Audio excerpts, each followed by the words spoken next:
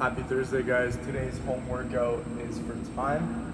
We've done this one in the past before, so go check out our previous videos if you posted your scores there, or if you keep it in your journal. We've done this one in a couple months prior to this. Same workout, same rep scheme and everything. 60 weighted sit-ups to start off with, 30 box jump overs, 30 wall balls, 60 deadlifts right in the middle. Then we're gonna mirror that and go back down with wall balls, box jump overs, and weighted sit-ups. Today's workout, again, is more of an endurance builder and conditioning the lower body, the core, and the legs today. So not too much focus on the upper body, more focus on the lower body. So there is a lot of reps here. So start thinking about how you want to break it up to efficiently move throughout this. So if you try to go unbroken with these movements, you're going to start to feel that burn in your legs, and it's going to really slow you down early on. So try to find something that works best for you, whether it's sets of 10, sets of 20, that will keep you consistently moving throughout this workout. This is more of an aerobic workout than it is a fast-paced workout, which we did yesterday. So keep that in mind, guys, when you're doing this workout. After that, guys, we're going to finish off with some upper body accessory. We're going to strengthen the upper body. We're going to go for some single arm strict presses and single arm flies. 5 sets here, guys. Start off with a lightweight, then increase in weight as you go throughout those 5 sets. And again, make sure you're really trying to engage your shoulder blades. Avoid that rotation through your shoulders, especially when you're doing your press. Keep the shoulder back, keep it nice and set. Pull the shoulder blades down as you're doing that movement. Hope you guys enjoy today's workout and the afterburner. We'll see you guys next for the warm-up. Good. All right, we're here for the warm-up. 3 rounds here, 50 running skips. So these running skips, guys, we're just working on getting that heart rate up. Also, you can work on that coordination of the skip. So every time you jump up, try and land on the balls of the foot each time. Don't land on the heels, so we can work on that quick control and working on that springiness off the feet. 50 running skips. After that, we're going to go into 5 inchworms with a tempo push-up, with 1 tempo push-up at the bottom. So for that, guys, that inchworm, start about feet outside hip width there. You can bring it in as you get more comfortable with it, and if you want more of a stretch of the hamstrings. We're going to walk our hands down to that push-up position. Then from here, we're going to go nice and slow on the way down, keeping the elbows in until our chest touches the ground. Then we're going to drive up and then walk our hands in while trying to keep those knees locked out as best as possible so we can feel a stretch in the hamstrings. 5 reps of those, guys. Kind of get yourself moving there, get that push-up down, work on that shoulder or get those pecs activated. Then we're going to go into 5 and 5 lateral lunges. So nice wide stance here. Toes can be slightly flared out if you need to make it a little bit more comfortable on you.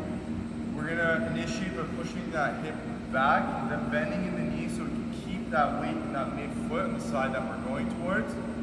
Get as low as you can while keeping that balance in the foot. 3-second pause, then drive straight up. Watch out that you guys don't get onto those toes, or in case you kind of fall back onto those heels. Try and keep it evenly distributed amongst your foot as you're coming down. 3-second pause, then drive straight up. 5 and 5 on each side. Once you're done that, we're going to go into 10 Romanian deadlifts with a dual arm fly. So find 2 objects, light objects here. I'm going to use 5-pound plates. You guys can kind of use soup cans to be an option. Anything that's light that you can get some activation with. So for that Romanian deadlift there, we're going to think about kind of keeping that soft bend in the knees, but not a complete bend where we go down to a full deadlift. We're going to put more emphasis on the hamstrings and the glutes. So we're going to push our hips back. So hips go back, keeping the objects nice and tight in our hands. We're going to get to about that mid-shin. Then from here, we're going to go for that fly, squeezing the shoulder blades together, back in, and then stand up that deadlift. We're going to be doing 10 reps of those, guys, so go nice and slow, especially on the way down. Push those hips back so you can feel in the hamstrings. And then once you're in that secure position, really try to squeeze in between those shoulder blades as you do that dual arm fly. 3 rounds of that, guys. Once you're done, we'll see you next for the workout. Last movement, sit-ups. Again, guys, if you have an ab mat, great, you can use one, or if you want to roll up a sweater or a t-shirt to use as an object underneath your lower lumbar, this will allow you to open up that range of motion a little bit more in your sit-up. So again, with those sit-ups, guys, what I want to see, all the way back, chest, where the shoulders touch the floor, hands can touch the floor on the way up. Remember those shoulders should at least make it to the hip crease. So if you imagine a hip line with that hip crease going straight up, they should be in the same line as that shoulder on the way up. I don't want you guys to be back here finishing your sit-up. I want you to be all the way through with your back and chest up nice and tall. So again, one more rep here, coming up, really tall, passing that hip plane. Box jump over. I'm gonna just set up. I'm just gonna use a ball. Notice how my ball is small here, guys. So if you have a small object, I want you guys to emphasize your jump. So instead of being close to it, maybe take a step back and try to hop over it. Okay, almost lost the balance there. So hop over it so you're working on that explosiveness in your jump. Okay, so again, hop over it from a distance, turn around, jump again. Then you're going into your wall ball, so grabbing that soccer ball, basketball, volleyball, whatever you got guys at home. If you got something, if you don't have a med ball per se, okay? So going into your target, so maybe it's the side of your house, guys. Trying to throw it as high as you can. Then back into that squat, okay?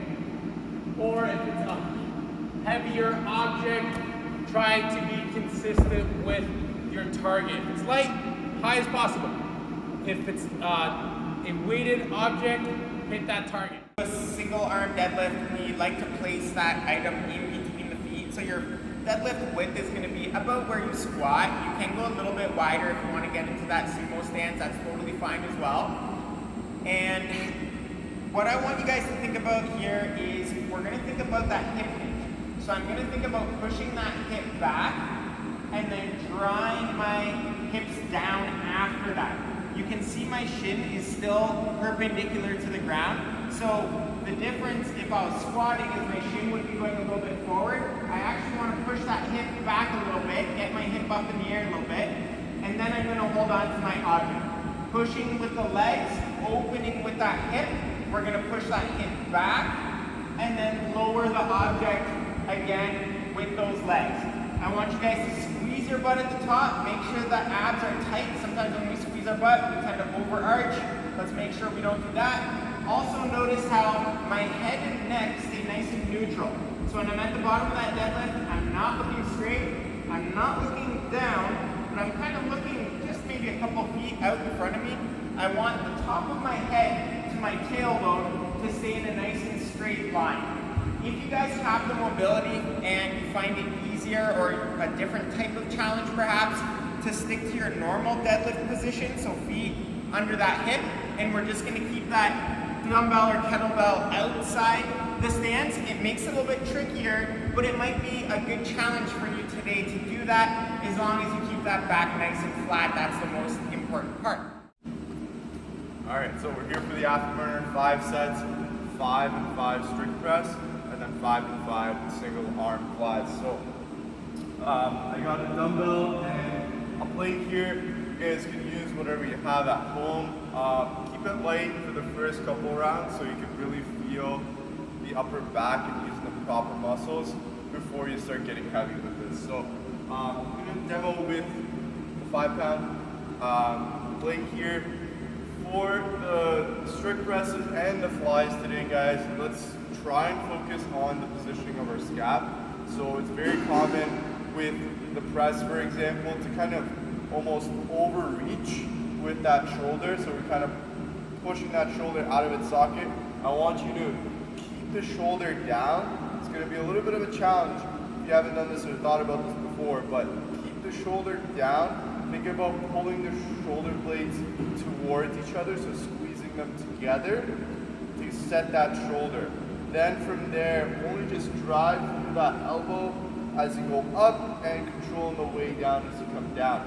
Just make sure that shoulder's not moving out of its place. Kind of think of that as its foundation. Keep that foundation nice and strong. So holding it down with those lats, that's where it is, keeping it in that proper position, and then only just using that elbow to extend that weight overhead there. 5 reps there, guys, and then 5 reps on the opposite side. Feel free to use any position, so you can sit on the floor, legs straight, or in a straddle position. You guys can try anything for that strict press. For the flies, same idea here, guys. Might be a little bit hard to notice, but sometimes when you try to lift that weight up and it's a little bit too heavy, we almost want to use a little bit more of the traps to kind of lift it up to compensate.